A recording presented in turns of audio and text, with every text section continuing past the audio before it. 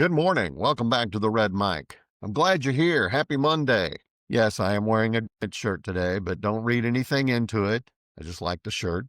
Hope everybody's pre-holiday season is going well. Hope you got to watch some football this past weekend. I watched some football this past weekend, and that inspired today's Red Mic message. Today's Red Mic message: getting away with it is not the standard. And when I was writing this, in the back of my head, there was this movie that kept playing, but for the life of me, cannot remember what movie it is. And I can't remember if it was sports related or business related or something, but the whole concept was, yes, we won. Yes, we succeeded. Yes, we got it done, but was it good enough? And I couldn't get that thought out of my head.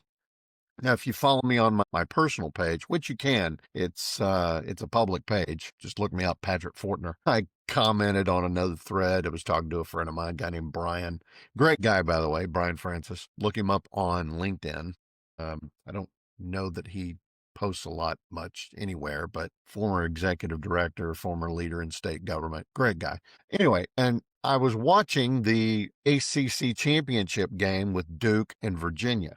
Now, Virginia they had the better record. They were coming in, they were the favorite. And it sort of set up this 2-chapter kind of ending story that happens often in sports, where the ending sort of redeems the middle, but I don't think it does. I mean, yeah, winning is great, woo, but I don't know that winning was enough in this case. Duke was up by a touchdown. Virginia had 2 timeouts, a minute 57 left on the clock. Now, in that situation, as a former coach and as a fan of football, you know what the formula is, and I, of course, know it.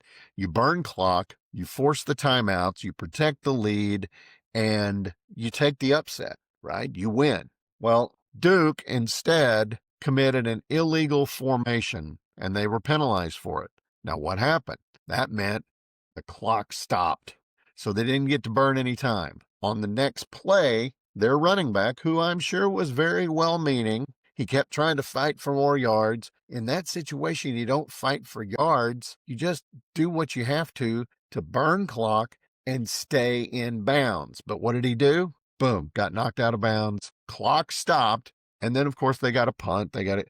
And that gives Virginia a chance to come back and win. And of course, they did. They tied the game with 22 seconds left. Now, if they had burned time on either of those plays, this game ends in regular play, right? It does not go to overtime, but it went to overtime. Duke got an interception after they had scored. They had the ball first. They scored. And then when Virginia had the ball, Duke intercepted. Ball game, Duke wins, ACC champions, right? And congrats to the kid who caught the ball. The interception apparently was a kid who has not gotten an interception all year long. So he stepped up. He did what he had to do. And, you walk away with the win and you're happy, yada, yada. But it's like putting spackle over a crack. The underlying issue is still there. And yeah, a finish like that, you're going to forget the mistakes. And yes, they are young men. They learn, they grow. They don't have the benefit of 10 years of hindsight and real athletic play, where they're getting paid for it and rent payments and all of that sort of stuff.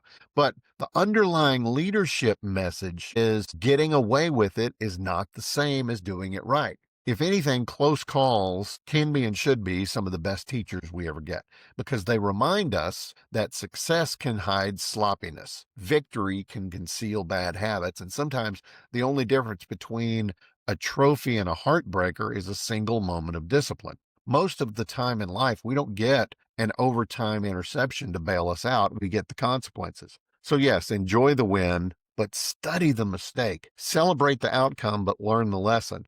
And if you lead a team in sports and business or in your own personal home life, remember, the moments you win despite your errors are the moments where you should coach the hardest, because the standard should not be we survived it. The standard should be we mastered it. And that is today's Red Mic message. And Red Mic messages, of course, are leadership and life lessons that I've picked up from 25 years as a public servant, 16 years as a youth football coach and scouting volunteer, and 10 years as a mediocre athlete with far more heart than actual physical ability. So take with you today, yes, enjoy the win, but study it, learn from it, and don't make the same mistakes next time, because next time that kid might not make the interception and Virginia might go down and outscore you and win the game. I appreciate you guys being here. Please give me a like, a follow, and a share. You might have noticed I moved my regular intro down quite a bit. I'm still playing around with it. I'm trying to get people to listen more than 10 or 15 seconds when they don't know who I am, and I think maybe the intro is putting them off. Anyway, I will see you again tomorrow. Don't forget, as always, life is short. Drink the bourbon. I'll see you tomorrow. Bye.